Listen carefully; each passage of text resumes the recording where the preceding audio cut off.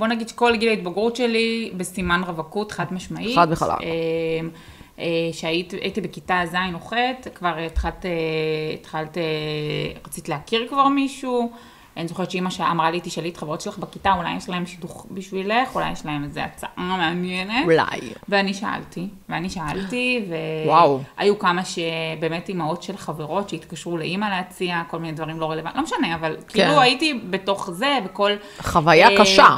כל דייט שהייתי יוצאת, אז היית מגיעה 10 דקות לפני שהדייט אמור להתחיל, אם הוא ב8:50 את מגיעה הביתה, להתארגן.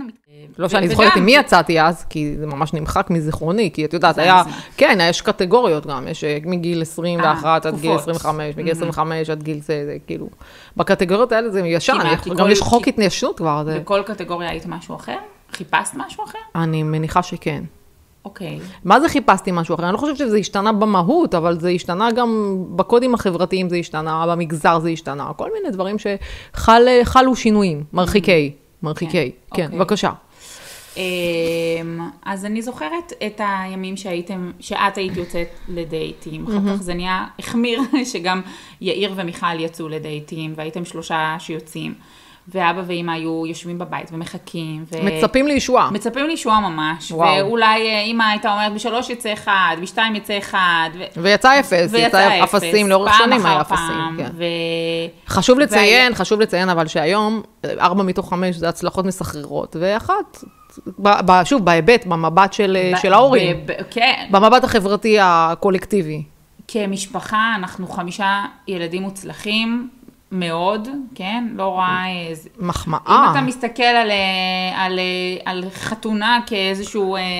חתונה כערך עליון, ואם לא אתה פגום. כן, כאילו, כהצלחה, אז כן, אז כאילו אין הצלחה. זה לא רק הצלחה, כי הצלחה, אתה יכול להגיד, טוב, הצלחה במשהו מסוים וכישלון, זה כאילו המהות. המהות היא הצלחה, המהות היא כישלון. אתה נכשלת כאדם אם אתה לא מצאת את זה. וזו הבעיה, זו הבעיה.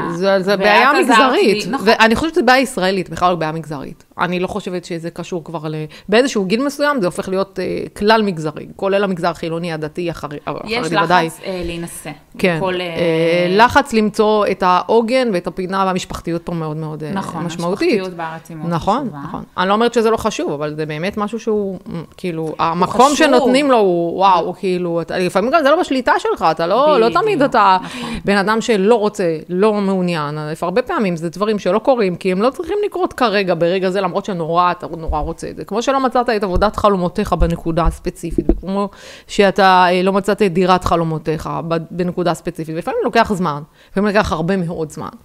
אין יכולת הכלה לזמן הזה ולתהליך הזה שבן אדם עובר. נו, מה זה? בת כמה את בת זה? עוד מעט אף אחד לא ירצה אותך. יש לך פג תוקף כזה. וואי, אני זוכרת שפעם... אבל למרות ששוב, זה לא דברים שנאמרו לי באופן אישי, אני חייבת להגיד. אז לי כן. וגם שנאמרו לי ככה, את יודעת, בסאבטקסט, זה לא עניין אותי בכלל. פעם הלכתי לאיזה... כן, היא מושלמת, כמובן. לאיזה שטחנית, תקשיבי, הייתי בת 21, שרציתי להתחיל כאילו לצאת, ואז היא אמרה לי, עד גיל 22 יהיו לך הצעות טובות. עד גיל 22? כן, אחרי גיל 22 זה כבר בררה, כאילו זה כבר, כאילו לא נשארים הרבה. 22, שאני בת 22, אז הבחור בין 24, 5, כאילו. כביכול. כאילו בחור אחרי גיל 25, זה כבר לא נשאר. הטובים נחטפים, כמו שנאמר. אז יצר הרבה לחצים? בוודאי, הייתי מאוד לחוצה, ואמרתי, אני מתחתנת לפני גיל 22. אבל זה קרה, זה מדהים. וזה קרה עם בחור טוב באמת. גם אני אמרתי דברים, לא קרו. אני אמרתי לעצמי, כל שנה אני אביא ילד. מאז שאני אתחתן, כל שנה אני אביא ילד, אבל אז היה איזה, את יודעת, פור של כמה שכבות, ועד היום אני... יש לך, צריכה ללדת 20 בקרס אחת. 20 בקרס אחת, משהו כזה, 6, 7 בקרס אחת. לעבוד על זה מעכשיו.